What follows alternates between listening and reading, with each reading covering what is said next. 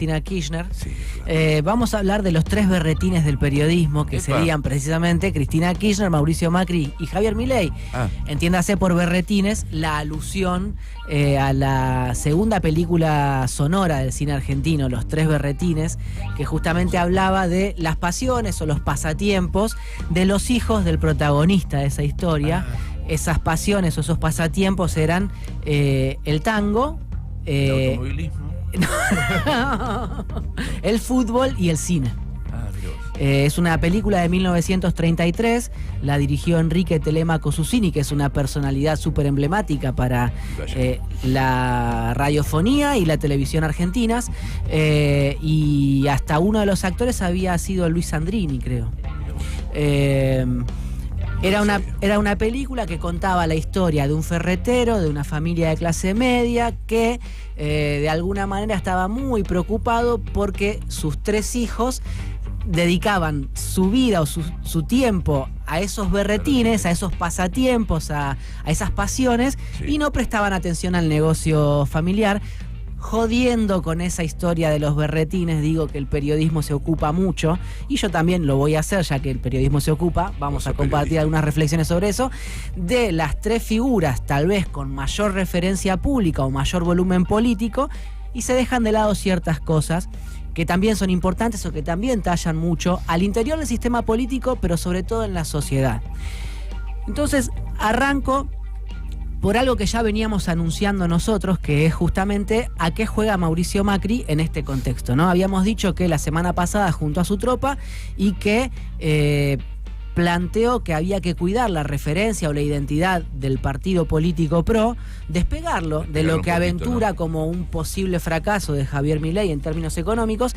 Y ayer se conoció un documento de la Fundación Pensar, que es el tanque del pensamiento del macrismo, que actualmente lo preside María Eugenia Vidal, ex gobernadora y actual diputada, y comunicó una serie de hipótesis o de opiniones políticas sobre los primeros meses del gobierno de Javier Milei.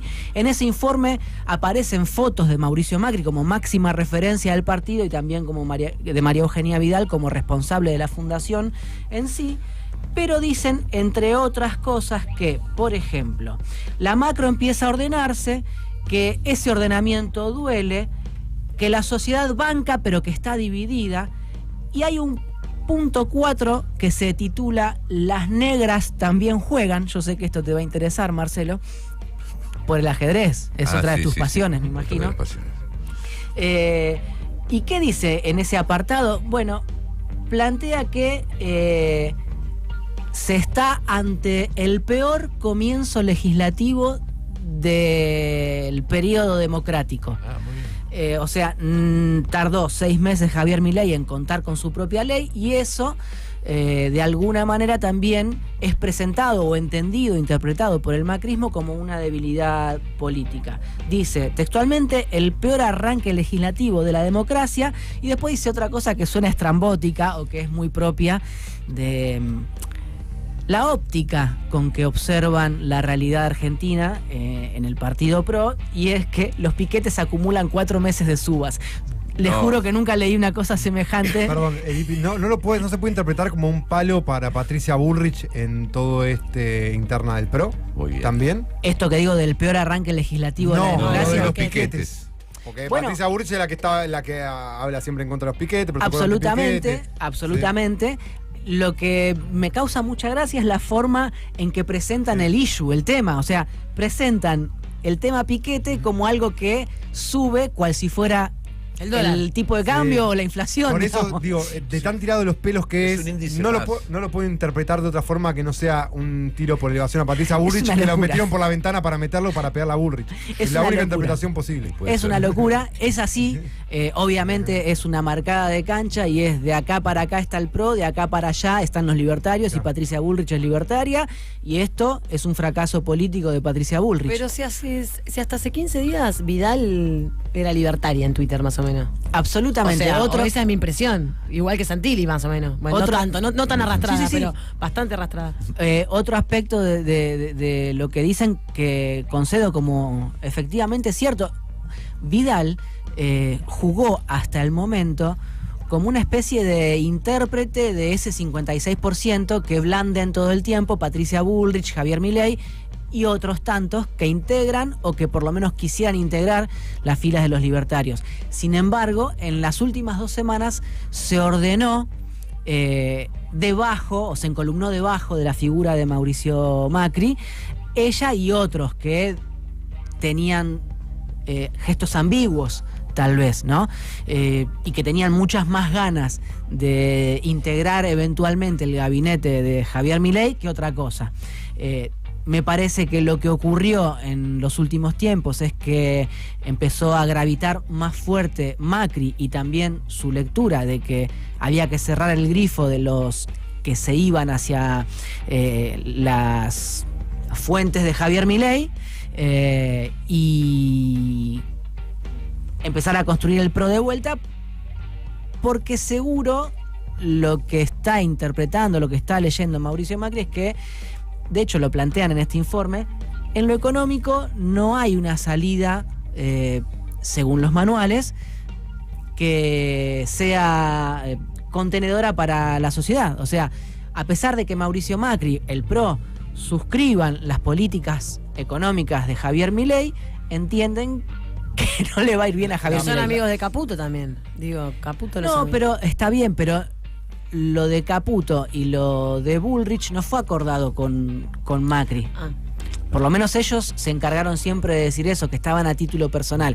Sí, digamos, esto no desmiente o no invalida el hecho de que Macri sí quería una fusión o una integración antes del balotaje o en los días posteriores al balotaje, y que se habló durante diciembre la posibilidad de converger en ambas fuerzas políticas, pero ya cuando... Más que... Sí, una interpretación de cuál era el saldo de las urnas. Uno podría decir que por esa razón en el macrismo evaluaban que había que ir hacia ese lugar. Claro. El problema es que ya desde la primera ocasión en que cayó la ley ómnibus, en realidad fue la única vez que cayó, el 6 de febrero pasado, a partir de ese momento lo que ocurrió fue que Macri dijo: hey, atención, Milei no me da pelota, Nicolás Pose nos cortó el rostro, no nos dejan llegar a Milei, Karina Milei es el filtro, nosotros no tenemos mucho que hacer en este contexto, y ahora si me quieren a mí adentro, o si quieren una integración conmigo o un pacto conmigo, con Mauricio Macri, y les va a costar un poco más caro. Esto ya en febrero o marzo se empezó a decir. Ni hablar ahora que las variables económicas son cada vez más magras para el gobierno nacional. Incertidumbre, ¿no? Creo que es la palabra que usan en ese comunicado de la Fundación Pensar, si no estoy equivocado, con respecto al futuro de la economía. Yo lo leí de la mañana. No encuentro acá la palabra, yo estoy leyendo el documento de ellos. El punto 2, por ejemplo, que es bastante interesante, y ahora voy a decir por qué, dice: el ordenamiento duele, como título, y tiene 2 ítems. Uno es: la actividad y el empleo siguen cayendo y aún no logran recuperarse. Los ingresos no logran ganarle a la inflación acumulada y arrastra al consumo. O sea, son 2 enunciados que tranquilamente podrían formar parte de una plataforma kirchnerista. No, perdón. Esto hay que tenerlo claro. Quiero corregir, hay más interrogantes que certezas. Yo dije incertidumbre, bueno, pero eso es más. La traducción es correcta. Sí. Está bien. Pero esto me interesa. En esta historia de revisar los pasatiempos del periodismo, me interesa hacer hincapié en que justamente uno de los actores que todavía preserva algún nivel de referencia pública y que puede ser determinante en el armado de listas del año que viene de la derecha argentina, está diciendo: che, la actividad y el empleo siguen cayendo y aún no logran recuperarse, los ingresos no logran ganarle a la inflación acumulada y arrastra al consumo. Inflación acumulada. ¿Por qué hago hincapié en esto? Porque acá hay algo que también nos sirve para entender, o por lo menos para reformularnos la pregunta o tratar de encontrar nuevas respuestas a esa pregunta que nos venimos haciendo muchos desde diciembre del año pasado, ¿no? Todos vemos el deterioro económico y en el poder adquisitivo de la sociedad argentina, pero sin embargo tengo acá para compartirles uno de los últimos tweets que hizo Luis Campos, que es investigador del Instituto de Formación de la CTA Autónoma. Y él plantea, primero, que para junio tanto el gremio de camioneros como UTEDIC, gremios que en cuanto a poderío difieren mucho en su capacidad de incidencia o su capacidad de agencia, cerraron acuerdos paritarios para este mes, el próximo y el subsiguiente, que van del 5 al 6 o al 7%, y la inflación del último mes había arrojado un 4,2%. ¿Qué es lo que marca Luis Campos? Que si esta tendencia se expandiera al resto de los sindicatos o de las ramas de la producción argentina, lo que empezaría a visualizarse es que los salarios empezarían a ganarle a la inflación. Por supuesto que, volviendo al documento de la Fundación Pensar, no revierte la tendencia de la inflación acumulada y la pérdida de poder adquisitivo de los últimos 8 años, ¿no? Es decir, si vos comparás los ingresos de los empleados registrados formalmente en 2017 con los ingresos en la actualidad, hubo una pérdida del poder adquisitivo en el sector privado que ronda los 25 puntos y en el sector público los 40 puntos. Una locura. Pero si vos evaluás, por ejemplo, lo que sucedió en abril, los últimos registros vigentes para comparar salarios, sector privado, sector público contra inflación, sí, te da que en promedio los salarios le ganaron por 2 puntos a la inflación de abril de este año. ¿Qué significa eso? Bueno, o ¿qué es lo que nos puede ayudar a observar esto?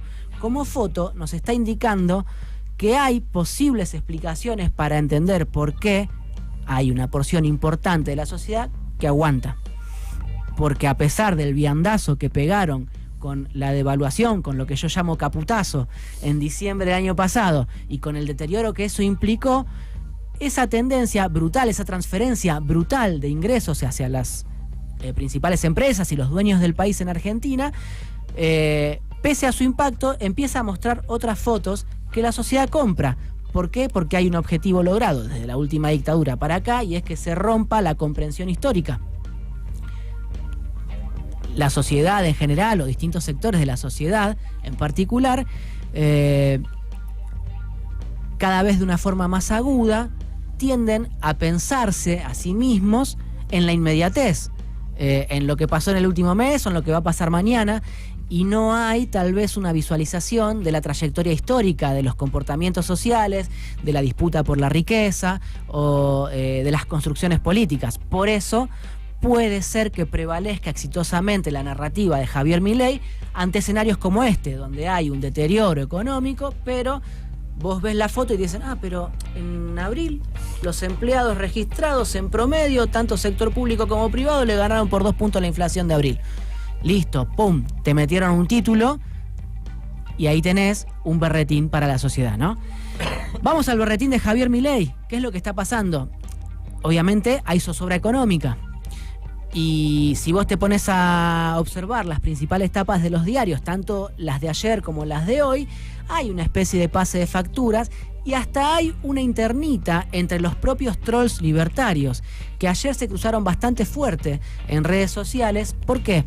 Porque no saben cómo explicar que les salió mal la conferencia de prensa del viernes pasado a la tardecita que dieron Santiago Bausili y Toto Caputo, que tenía mucho de remisiones a la conferencia de prensa que dieron el 28 de diciembre de 2017 Nicolás Dujovne, Marcos Peña, Toto Caputo y Federico Sturzenegger. Para mí ya el día que eligieron para hacerla, un viernes a la noche, sí, te indica que tenían miedo de que iba a pasar. Claro, están en una situación, sí, de debilidad o de fragilidad, ¿no? Porque, ¿qué ocurrió el viernes pasado? El viernes pasado, el ministro de Economía del gobierno de Javier Milei y el capo del Banco Central le dijeron a la sociedad que el lunes por la mañana se iban a reunir con los banqueros para hacer un pase de los pasivos que administra el Banco Central y que son a partir de las letras del Tesoro, Lebac y Lelic, que inventaron ellos, sí, Sturzenegger y Caputo, y los iban a mandar al Tesoro, o que el Tesoro se hiciera cargo de esos pasivos remunerados, como se dice en la jerga económica. Bueno, dijeron el viernes que se iban a reunir el lunes con los banqueros para acordar la forma de hacer ese trámite y de que la cosa siguiera más o menos bien. Ese anuncio opera durante todo el fin de semana como una especie de bomba de nervios. ¿Y qué va a pasar el lunes? ¿Y qué va a pasar el lunes? ¿Y qué va a pasar el lunes? Y para colmo, el domingo a la noche Javier Milei le concede una entrevista a TN donde se despacha con una serie de barbaridades, las habituales, que de alguna forma profundizan los problemas que tiene con los sectores opositores más aliados. Le pegó a Ricardo López Murphy, por ejemplo. Sí. Entonces, vas el lunes a la reunión con los bancos y los banqueros dicen, ¿qué querés hacer? Porque, a ver, que le pega a López Murphy o a Cavallo, que también tiene, es porque le están pidiendo salida del cepo y unificar el tipo de cambio. Que es lo mismo que pide el Fondo Monetario. Es lo mismo que pide el Fondo Monetario. Y que lo que implicaría una devaluación y obviamente lo que conlleva una devaluación para el poder adquisitivo. Un traspaso a precios. Sí, exactamente. Entonces te demuelen los índices inflacionarios a la baja que vos querés presentar como núcleo de tu narrativa y obviamente vas a hacer una nueva y brutal transferencia de ingresos a los sectores dominantes y el que te bancaba un poquito o cada vez te bancaba menos, obviamente te va a dejar de bancar, ¿no? Te jugás la sustentación política de un gobierno que hasta ahora no ha beneficiado en nada, ni siquiera a sus votantes, salvo a las grandes empresas. Entonces, el berretín de Milei está haciendo agua por todas partes. Por ahí, Marcelo comparte una conversación con una fuente que dice que Milei está al caer, que Milei está flojo, que Milei, si lo soplás, se puede tambalear y entonces se trastabilla y chau pichu. Bueno, pero Milei está ahí, sobre todo, porque enfrente no hay nadie. O en todo caso, lo único que hay enfrente, o lo más contundente que hay enfrente, es el tercer berretín del periodismo argentino, que es Cristina Kirchner, ¿no? Te hago una pregunta, y perdón, antes de avanzar. ¿Cuál fue la pelea de los trolls? Porque eso creo que... la dejé pasar. Sí, la pelea de los trolls es porque le falta... La película. Es una buena peli, es para pensarla. Porque los trolls más cercanos a Javier Milei, o los que de alguna forma traducen o informan antes que Toto Caputo lo que piensa Javier Milei en términos económicos, Mendeyev o no sé cómo se llama. Sí, el que tiene la foto de Capusotto. Empezaron a facturarle, no a Javier Milei, sino a influencers o tal vez, ¿cómo llamarlos, no? Panelistas televisivos estilo Maslatón, por el fracaso de la conferencia de prensa de Toto Caputo. Es decir, no hay responsabilidad en los funcionarios de Javier Milei, sino que aquellos que comentan las noticias de la economía son los que hacen mella en las políticas de Javier Milei. Están diciendo que es especulación del mercado y no una cuestión de decisiones de gobierno. No quieren pagar el costo político ellos de lo que hacen y en todo caso reprochan a los que se dicen libertarios pero no pertenecen al gobierno o a los que se dicen liberales en materia económica y no pertenecen al gobierno y que con sus críticas u objeciones lo que terminan haciendo es desestabilizar la iniciativa. No creo que Maslatón tenga tanto poder, pero bueno, más allá de eso... Absolutamente. Lo que vieron el fin de semana es, lo hablamos ayer, el dólar cripto, que es uno que no descansa, que se fue para las nubes. Claro. Lo que anticipaba lo que pasó efectivamente el día lunes. Lo que me llama más la atención es que se les desarma todo el discurso, porque el discurso antes era, cuando se apruebe la ley bases, lo dijo Galperín, incluso, va a bajar, van a subir los bonos, va a bajar el dólar, etcétera, etcétera, etcétera. Pasó todo lo contrario. Sí, para ser justos igual, los diputados libertarios, los senadores aliados, los legisladores en general, todo el tiempo advirtieron que eso no iba a ser así. Eso era una propaganda instalada por tipos con mucha prensa y poca dimensión del funcionamiento político. Trolls. Yo estoy hablando de los trolls y instalaron eso todo. Por Galperín lo digo. Galperín sí. ¿Entendés? Pero los trolls también estaban en ese... lo decían en on y en off. Yo he conversado con legisladores que son oficialistas o semioficialistas y que decían: por más que apruebes el RIGI, si no levantás el cepo, no van a venir las inversiones, no va a pasar un carajo. Y otros te decían, por más que salga la ley base, por más que salga el paquete fiscal, por más que tenga la ley, mi ley, no va a cambiar nada de la noche a la mañana, porque hay cepo, porque no tenés acuerdo con el Fondo Monetario Internacional, y porque la verdad es que no hay, esto ya te lo dicen los macristas, y yo ya lo comenté la semana pasada, no hay estabilización económica sin orden político. O sea, si el gobierno de Milei no puede demostrar que es lo suficientemente sólido y nuestras fuentes en el Café de los Patriotas perciben que hay fragilidad, no va a haber estabilización económica. Los actores del mercado, José Mercado, en definitiva, juegan al disciplinamiento político, tienen una apuesta política.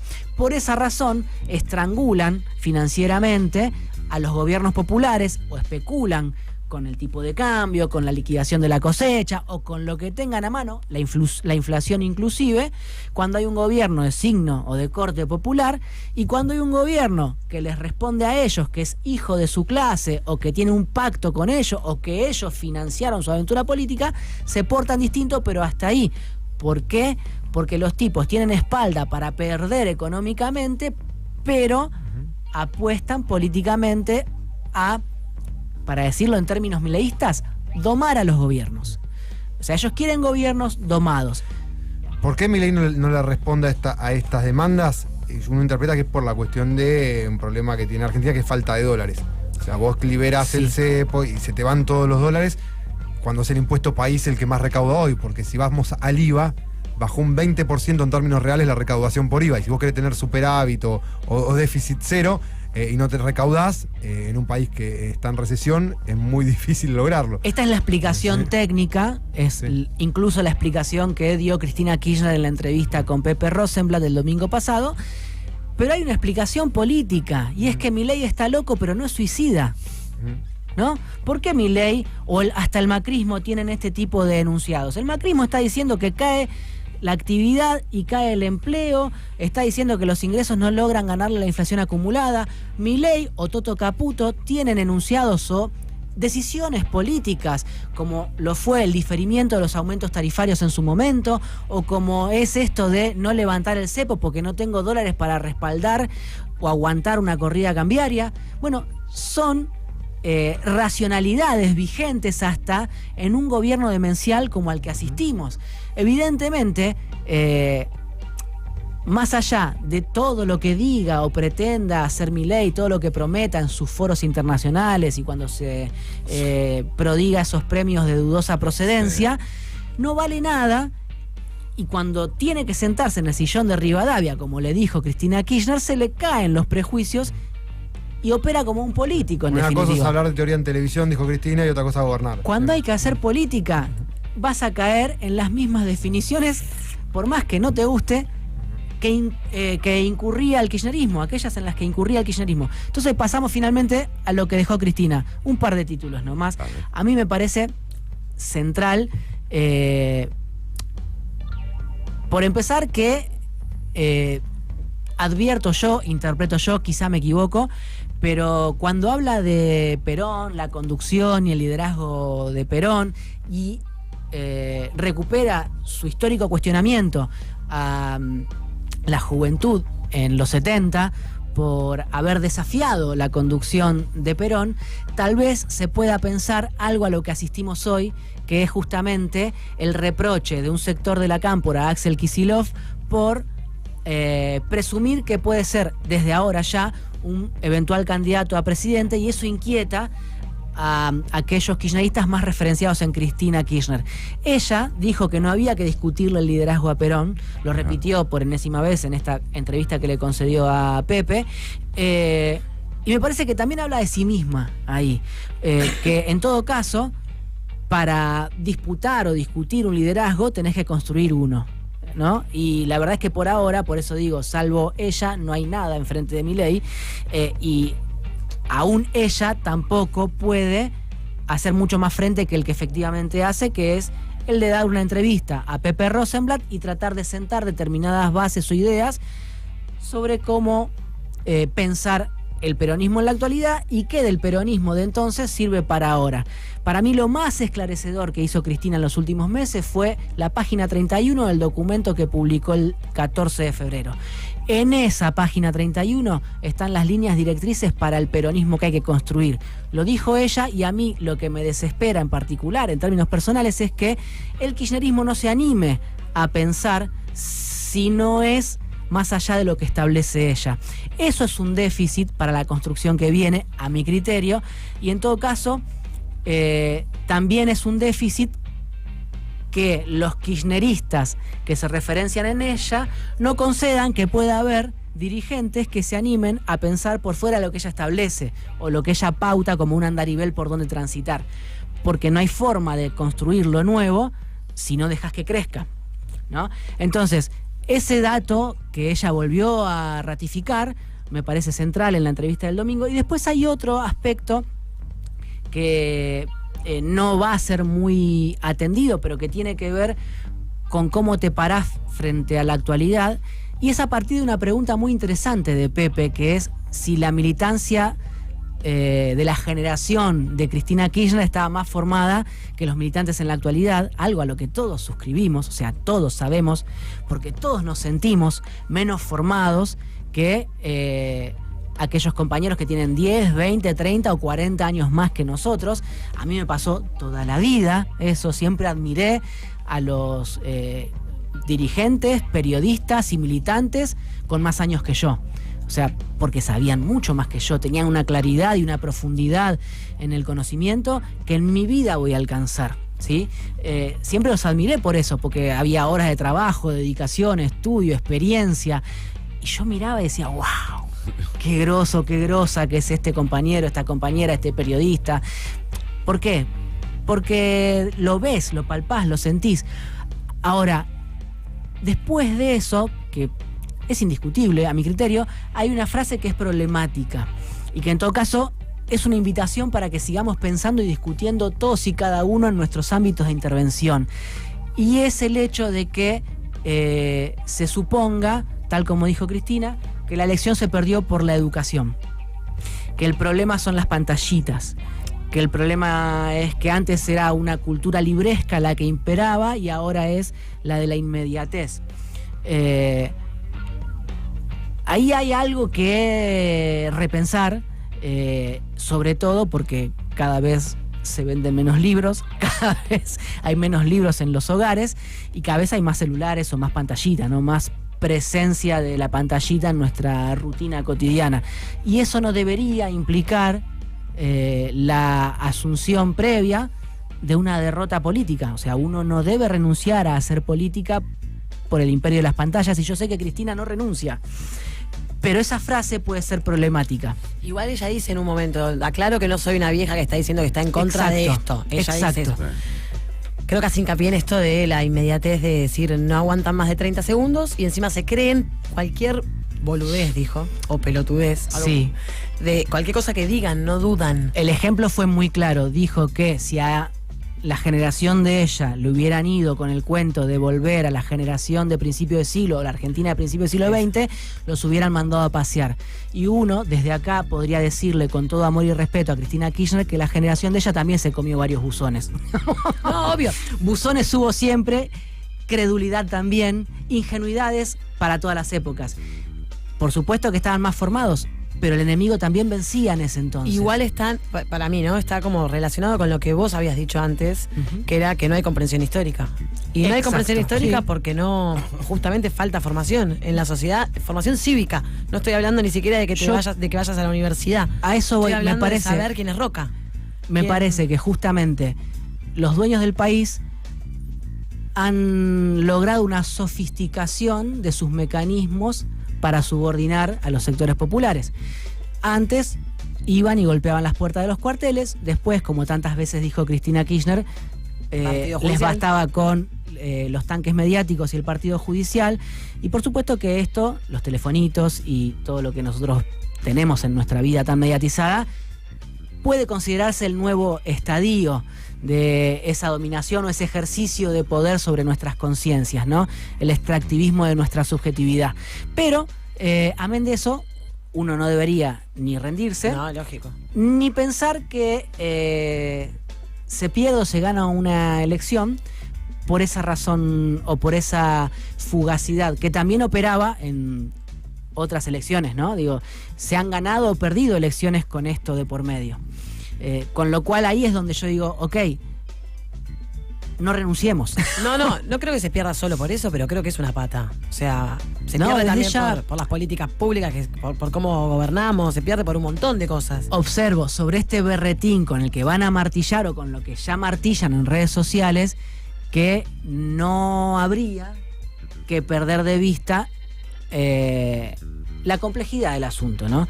Que no se quite de contexto, en todo caso, una frase de Cristina que puede ser problemática y que, jugando a esta historia de los 3 actores con mayor volumen político y qué puede hacer la militancia o qué puede hacer el ciudadano de a pie, repito lo que contaba o lo que me parecía que había que empezar a pensar desde el viernes pasado. Yo decía que la tarea del peronismo es más que erigir dirigentes de Cristina o de Mongo Aurelio, volver a pensar que un dirigente se hace a sí mismo colectivamente y en la reivindicación. O sea, si no hay raigambre del dirigente en la lucha, no hay dirigente que valga. O sea, hay que cortar con la construcción o edificación de la dirigencia en base a la política de la selfie. Y para eso hay que estar en las demandas concretas, hay que estar alrededor de la gente que se organiza para luchar por algo. Si no, va a llegar el 27, va a llegar el 31, va a llegar el 35 y el peronismo va a seguir viendo si en la selfie encuentra una figura. Brillante, Dipi, como siempre. No es para tanto, Marce. Te voy a aplaudir. No, no me aplaudas, Marce, por favor, me muero de vergüenza. Me voy a sacar una selfie con vos. Bueno, vamos a ir a un tema ahora y seguimos con todo. ¿Qué vas a poner? Para